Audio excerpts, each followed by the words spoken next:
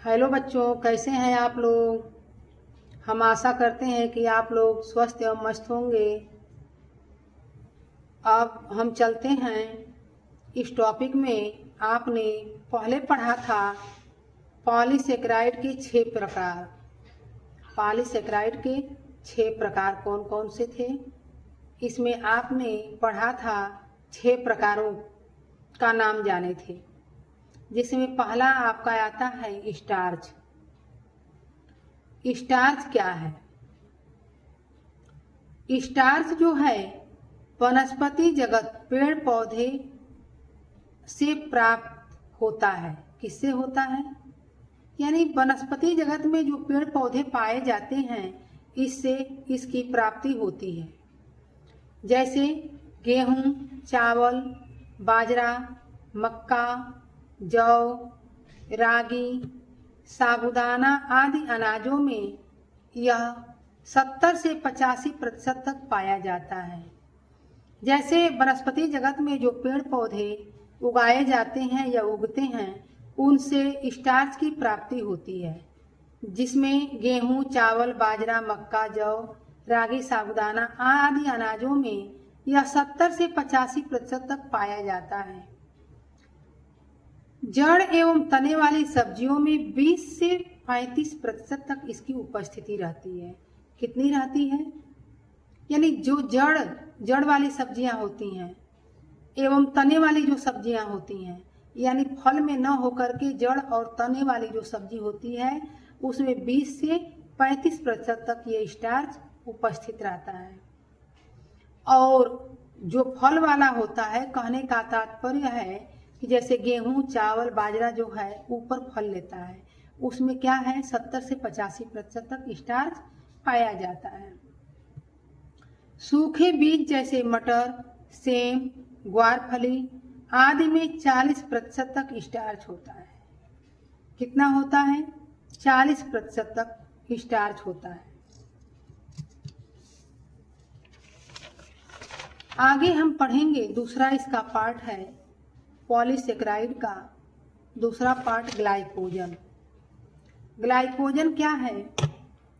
यह जीवित मानवों एवं जानवरों के यकृत एवं मांसपेशियों में पाया जाता है। जो जीवित मानव होते हैं एवं जानवर होते हैं, उनके यकृत एवं मांसपेशियों में ग्लाइकोजन की प्राप्ति होती है। आवश्यकता से अधिक ग्लूकोज ग्लाइकोजन में परिवर्तित हो जाता है। आवश्यकता से अधिक जो होता है क्या, ग्लूकोज ग्लाइकोजन में परिवर्तित हो जाता है। यकृत तथा मांसपेशियों में संग्रहित हो जाता है। ये ग्लूकोज जो होता है ये यकृत और मांसपेशियों में क्या होता है? संग्रहित रहता है। यानी कहने का तात्पर्य है कि जो ग्लूकोज की अधिकता जब हो जाती है, तो ये यकृत और मांसपेशियों में इकट्ठा रहता है, और जब शरीर को आवश्यकता पड़ती है तब ये अपना काम करता है। जैसे जब हम व्रत रहते हैं, उपवास रहते हैं, या बीमारी या यात्रा आदि के कारण जब हम भोजन नहीं कर पाते हैं या भोजन की कमी हो जाती है, तब क्या होता है कि यही ग्लाइकोजन पुनः ग्लूकोज में परिवर्तित होकर शरीर को ऊर्जा प्रदान करता है। यानी हमारे शरीर में जब एनर्जी की कमी हो जाती है, जब हम भोजन ग्रहण नहीं कर पाते हैं, तब ये क्या करता है? ग्लाइकोजन में पुनः ग्लूकोज को परिवर्तित हो करके ये शरीर को ऊर्जा प्रदान करता है। यानी ग्लाइकोजन जो होता है ग्लूकोज में परिवर्तित हो जाता है और शरीर को ऊर्जा देता है। एक स्वस्थ व्यक्ति के शरीर में 550 ग्राम तक ग्लाइकोजन जमा हो जाता है। 550 ग्राम तक ग्लाइकोजन व्यक्ति के शरीर में जमा रहता है। इनमें से 350 ग्राम मांसपेशियों में तथा 200 ग्राम यकृत में जमा रहता है। कितना जमा रहता है? 350 ग्राम जो होता है मांसपेशियों में जमा रहता है और 200 ग्राम यकृत में जमा होता है। अब हम अगला इसका पार्ट देखेंगे, सेल्यूलोज। पॉलीसेकेराइड का नेक्स्ट पार्ट है सेल्यूलोज। सेल्यूलोज क्या होता है? सेल्यूलोज ग्लूकोज की कई इकाइयों से मिलकर बने होते हैं। कैसे मिलकर बने होते हैं? कई इकाइयों से मिलकर बने होते हैं। इसमें ग्लूकोज अणु सीधा एवं शाखा वाली श्रृंखला में आकर जुड़ते हैं। क्या होते हैं? ग्लूकोज अणु सीधा एवं शाखा वाली श्रृंखला में आकर जुड़ते हैं, जो सीधा होती हैं और शाखा वाइज होती हैं, उस श्रृंखला में आकर के जुड़ जाते हैं, श्रृंखला में आके जुड़ जाते हैं और सेलुलोज का निर्माण करते। जब ये जुड़ते हैं तो फिर क्या होता है? सेलुलोज का निर्माण होता है। सेलुलोज जो होता है अनाज में, दाल में, फल में एवं सब्जियों के छिलकों एवं रेशों के रूप में विद्यमान रहता है। सेलुलोज जो होता है अनाज में, दाल में, फल में एवं सब्जियों के छिलकों में रेशे के रूप में, जो छिलका होता है उसमें जो रेशे होते हैं उसी के रूप में ये विद्यमान रहता है। मनुष्य के शरीर में सेलुलोज का पाचन नहीं होता है। जैसा कि आप लोग जानते हैं कि मनुष्य के शरीर में सेलुलोज का पाचन नहीं हो पाता है, क्योंकि इसको पचाने वाला जो एंजाइम होता है मनुष्य में नहीं होता है, जिससे सेलुलोज नहीं पचता है। अगला हम आएंगे हेमीसेल्यूलोज। हेमीसेल्यूलोज क्या होता है? हेमीसेल्यूलोज जो होता है दाल अनाजों के छिलकों में यह बहुतायत मात्रा में पाया जाता है। किसमें पाया जाता है? दालों में, अनाजों के छिलकों में ये बहुत अधिक मात्रा में पाया जाता है। अगला पेक्टिन। पेक्टिन जो होता है पके फलों के छिलकों एवं कुछ जड़ वाली सब्जियों में पाया जाता है। जो फल पके होते हैं उनके छिलकों में और कुछ जड़ वाली, यानी जड़ में जो जड़ वाली जो सब्जियां होती हैं, जो जड़ वाली सब्जियां होती हैं उनमें ये पेक्टिन पाया जाता है। यह पके फलों के छिलकों के नीचे उपस्थित होता है। यानी जो फल जो पक जाता है उसका छिलका हटाने के बाद जब देखते हैं तो उस छिलके के नीचे क्या होता है? पेक्टिन उपस्थित होता है, जो हम देख नहीं पाते हैं, लेकिन उस छिलके के नीचे वो उपस्थित रहता है।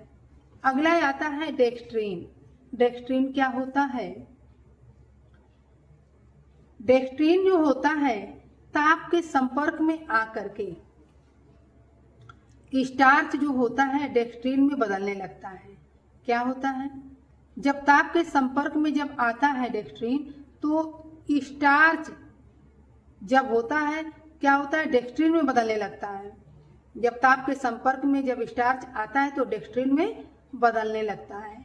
जैसे मक्के की शर्करा में डेक्स्ट्रीन की प्राप्ति होती है। मक्के की शर्करा में डेक्स्ट्रीन की प्राप्ति होती है।